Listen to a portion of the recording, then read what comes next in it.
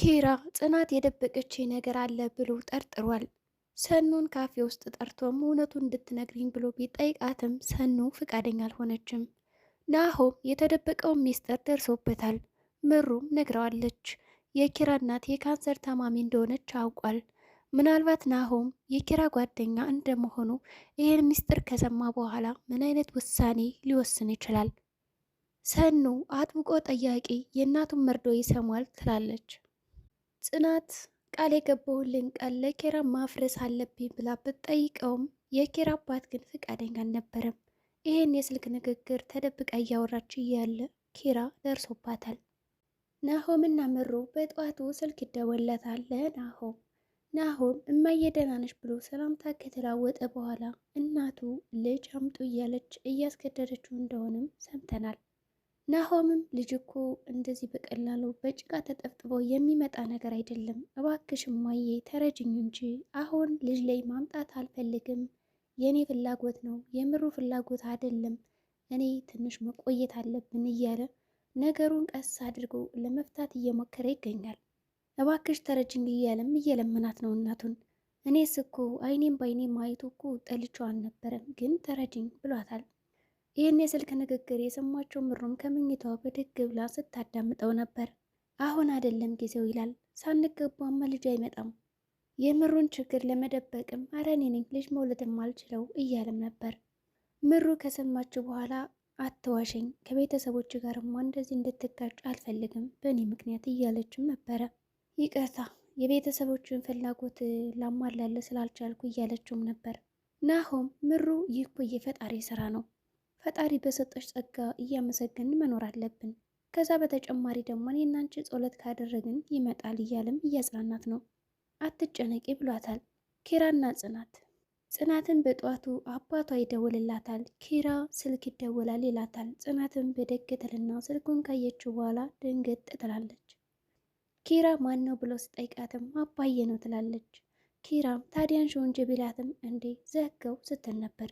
ደውይለታ ሄሎ አባ ደህና ነህ ብላ ሰላምታ ከተለዋወጠች በኋላ ድምፅሽ ምናምን እያላት ነበር። አረ ደህና ነኝ አባዬ፣ ያው ከስራ ጋር ስለሆንኩ ነው ደክሞኝ ነው ትላለች። ኪራም ይህን የተመለከተ አረ ትምህርት በይ ይላታል። ኪራም አንቺ ልብሽ ጠፋ እንዴ ከኔ ጋር ስትወኝ እያለን ነበር ጽናትን። በቃ ይህ ደረት ተመችሽ አይደለም? አንዳንዴም እኮ መሬት ላይ ይተኛል ፍራሽ ላይ ይተኛል ሲለን ነበር። እንደውም በቃ እሸሻለሁ ስትለውም ነበር። እንደዛም አይሆንም እንደዚህም ማስለምደሽ ይላል ኪራም። ተመቸሽ አይደል? ምሩና ሰኑ ማለቴ ምሩ ለእናቷ ደውላ ነበረ። እማዬ ደህና ነኝ እንዴት ነሽ ብላለች። ከናሆም የስልክ ጥሪ ከሰማችሁ በኋላ ትንሽ ከፍ ያላት ነገር አለ። እንደው ዝም ብዬ ነው የደወልኩት፣ ኧረ ደህና ነኝ፣ ጎደሎነት በቃ ተሰማኝ ትላታለች። በቃ ሰሞኑን እየከፋኝ ነው፣ ኧረ ማሚ እነ ኪራ ምንም አላደረጉኝም እያለችም ነበር። እሺ በቃ በኋላ ወራሻለሁ ብላም ስልኩን ዘግተዋለች። ናሆም እና ኪራ ካፌ ውስጥ ናቸው። ናሆም በጠዋቱ ኪራን ጠርቶታል። ምነው አንተ አጣድፋ መጣኝሳ ይለዋል። ከቤት መውጣት ፈልጌ ነበር። ምን አንተ ብሎ ኪራም ያሾፍበታል። እኔን አትሸውደኝ፣ እኔ እኮ ኪራ ነኝ። ናሆም በንዴት ሆኖ እማዬ ናት እባክህ ይላል። ልጅ አምጣ እያለችኝ ነው እና ውሰድላታ ታዲያ አንዱን ይላል ኪራም። እባክህ አትቀልድ፣ ምሩንም እንደዛ ሳትላት አትቀርም። ኪራም ካልሆነ የምሩን እንደሚያማትና የምሩን ችግር አስረዳት ይለዋል። ናሆም እንደዛም አይሆንም በጭራሽ ያለዛን ያናግራታለሁ ይላል ኪራም። አንተን ከሰማችማ ብሎ እሺ ይላል። ጠዋት ሳውራ ሰምታ ደብሯት ነበር ምሩም እያለኑ ናሆም አይዞህ ያልፋል ብሎ አጽናንቶታል። በቃ ካልሆንም ሂጅ ማየን እንግዲህ አያታለሁ ይላል ናሆምም። ሰኑና ሰኑ ወደ ምሩ ቤት መታ ነበር። ምሩ ስለተፈጠረው ነገርና ስለ ልጅ አለመውለዷ ነገር ተጨንቃ ትገኛለች። ይህን ጭንቀቷን ለሰኑ አካፍላታለች። ሰኑም እንደዚህም አትሁኝ ብላታለች። ምን ላድርግ ተደስተን ሳንጨርስ ፍቅራችን እንደዚህ ችግር ገጠመው መጣብን። ጽናት የገባችበት አጣብቂኝ ገና ዛሬ ነው የገባኝ። ቆይ ምኑን ከምኑ ነው የምትቀላቀዩ እያለችም ነበር ሰኑ። ቤተሰብን ላለመለያየት ብላ እኮ ነው በባለፈው እንደዛ ስታደርግ የነበረ። አሁን ላይ ተረዳሁት። የናሆም እናት ደግሞ ልዩ ነው። የልጅ ልጇን ለማየት ደግሞ በጣም ጓጉታለች። ያለዛ ብን ብዬ ወደ ሐዋሳ ልሄድ እንዲህ ወደ እናቴ ትላለች። ሰኑም እንደዛም አይሆንም፣ አሁን ነው ናሆምንና ቤተሰቦቹን የምጎጃቸው እያለቻት ነው። ኪራ እና እናት ለእናቱ። ኪራ ደውሎላት ነበር ለእናቱና የስልክ ንግግር እያደረገ ይገኛል። ደህና ነኝ እንዴት ነሽ እያላትም ነበር። ምኑን አባዬ? አዎ በባለፈው እኮ እጁን አሞት ነበር ተጎድቶ ነበር እያላትም ነበር። ነገሩ ካለፈና ከረዘመ በኋላ ነው የሰማችው። ደግሞ በህመሜ ላይ ሌላ ህመም እያለችም ይመስላልና ምን አሞሽ ነበር ይላታል። አያቴ እንዴት ናት ብሎም ጠይቋል። አይዞሽ ደህና ትሆናለች እያላትም ነበር። ምናልባት እኔ ሳስበው ይቺ አያቱ ታማለች የተባለችው እናቱን ነው ብዬ አስባለሁ። አይማ ካለፈ በኋላ ነገሩን ሰምተሽ ነው። አሁን በመጀመሪያ ሰምተሽ ቢሆንማ መጠሽ ነበር ይላል ስልኩን ከዘጋው በኋላ። ስልኩን አውርቶ ከጨረሰ በኋላም እስኪ ደግሞ ጽናትን ልያት ብሎ ይሄዳል። በቃ አንቺ ልጅ ኪችን መዋሉ ለመደብሽ ይላታል። ሳሎን ተኝተህ ሳይህ እኮ አልቀሰቅሰም ብዬ ነው። እኔማ ተኝቼ ውል ምንም አይመስልሽም ነበር። አይ ትንሽ ቆይቼ እኮ ልቀሰቅሰ ነበረ። ማትሽ ደውላ ነበረ። ያው አማትሽ ማን? እቴቴ?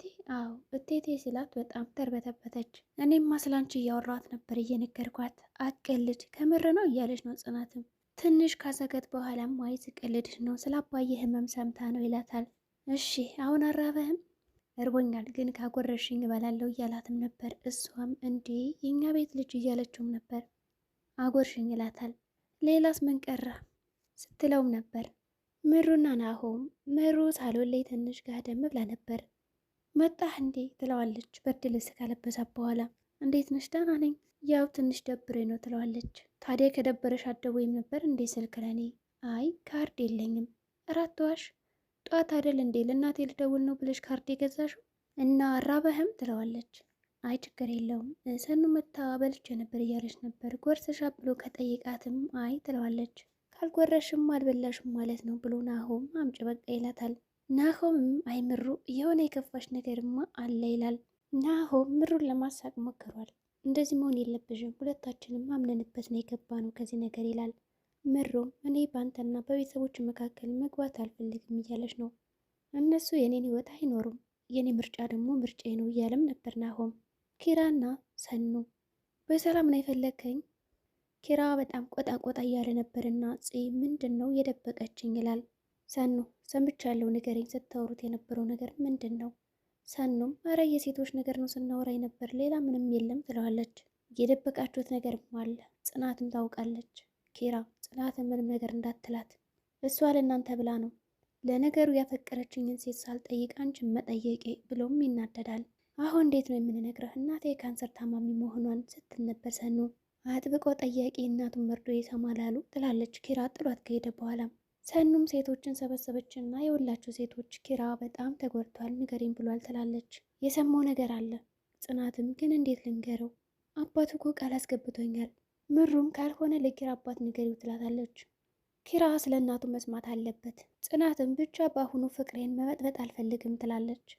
ሰኑና ምሩም ቤተሰቦቻቸው ለእነሱ ያሰቡ መስሏቸው ነው ይላሉ። መንገድ ላይ እየሄዱ እያወሩም ነበር። ጽናቱን ይስጣቸው እያለች ነው ሰኑ።